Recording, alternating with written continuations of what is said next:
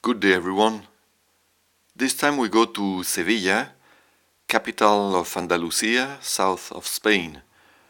There's quite a lot to do here. We will start with the Sevilla Cathedral, Santa Maria e la Sede. We are in winter, clean, crisp air, very pleasant to visit. Sevilla Cathedral is considered the largest in the world, even though technically speaking it is the third largest. The Giralda is the bell tower of the cathedral. It is the former minaret of the mosque that stood on the site under Muslim rule and was built to resemble one of the minarets in Marrakesh, Morocco. It was converted into a bell tower for the cathedral after the Reconquista. Here's the tomb of Christopher Columbus, facing the central nave. His son Diego is also buried in the cathedral, but in a much simpler tomb.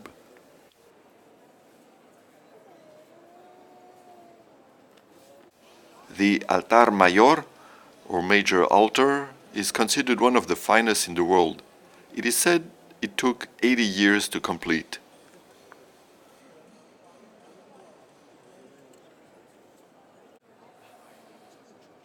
Some views of the coro, the choir,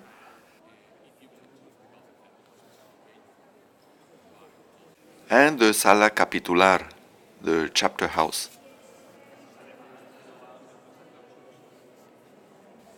Just magnificent. I find there is something particular here, and that is many of the statues of religious figures stand on kids.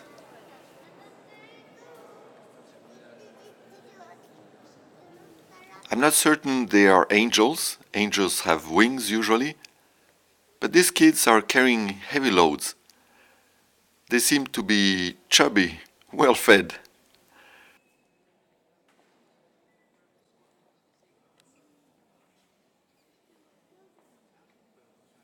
Other strange representations: Christ the Thinker,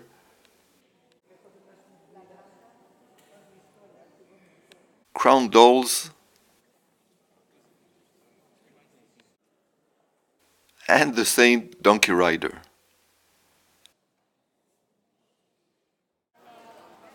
Outside of the cathedral, the orange tree courtyard, El Patio de los Naranjos,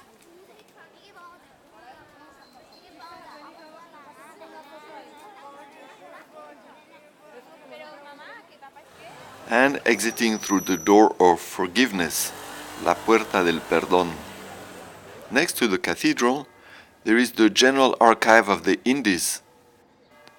It housed the ancient merchants' exchange of Seville and is the repository of valuable documents illustrating the history of the Spanish Empire in the Americas and the Philippines. Aren't we humans strange? I couldn't resist, and thank you to the models.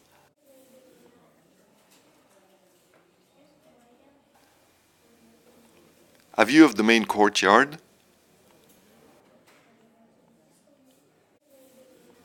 Inside the archives. Those are fake documents, by the way.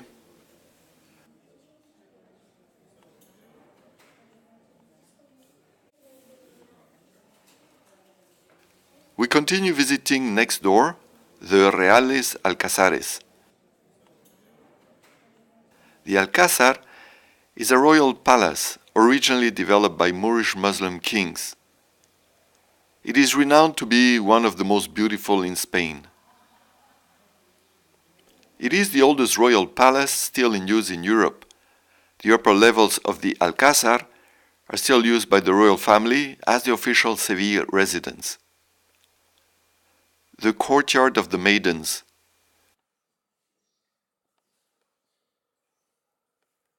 Just exquisite and beautiful.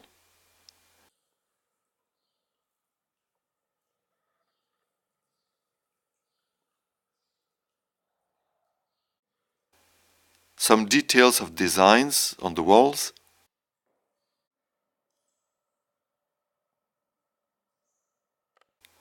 The tiles.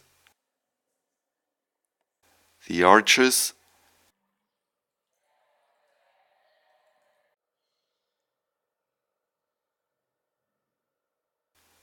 the wood carvings on the doors,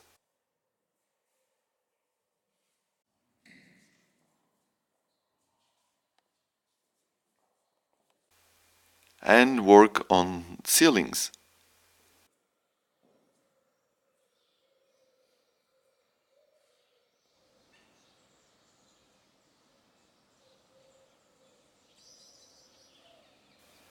As well as the gardens,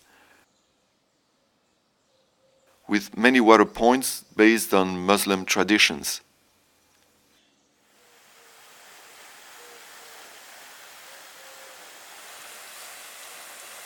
The Mercury Pond,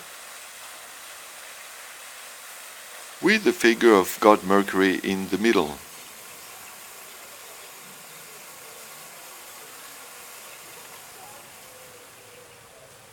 The Hall of Justice, Sala de la Justicia. The Tapestry Hall with the representation of the conquest of Tunisia.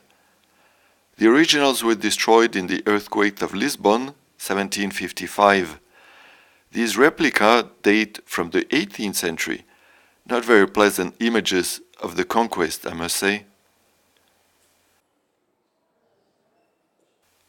On a different tone, we move now to the palace of the Countess of Lebrija. The original building dates from the 16th century. It is one of the best residences in Sevilla. In 1901, it was bought by Maria Regla Manjón Mergelina, the Countess of Lebrija, who restored and reconstructed the palace to house her valuable collection of antiquities, the collection of Roman mosaics, which paved almost the entire ground floor. There is also a great collection of wall decorations, tiles, columns, sculptures.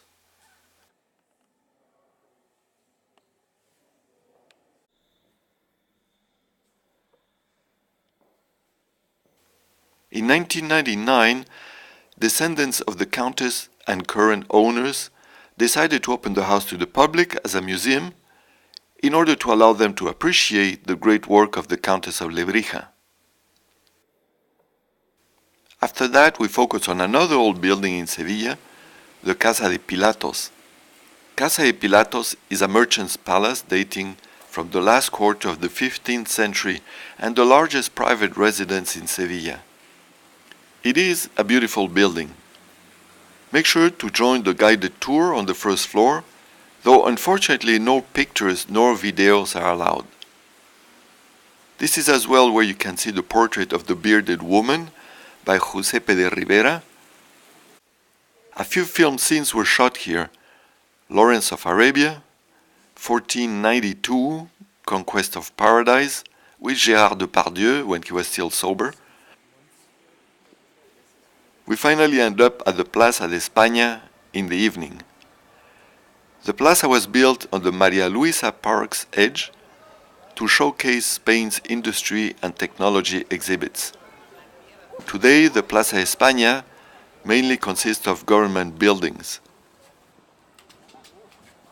It was used as well as filming location. Again, Lawrence of Arabia, Star Wars, The Dictator.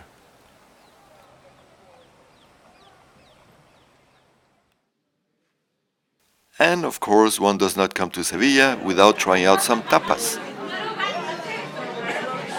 Whether you choose staying indoors, outdoors, food is plentiful and varied for all tastes.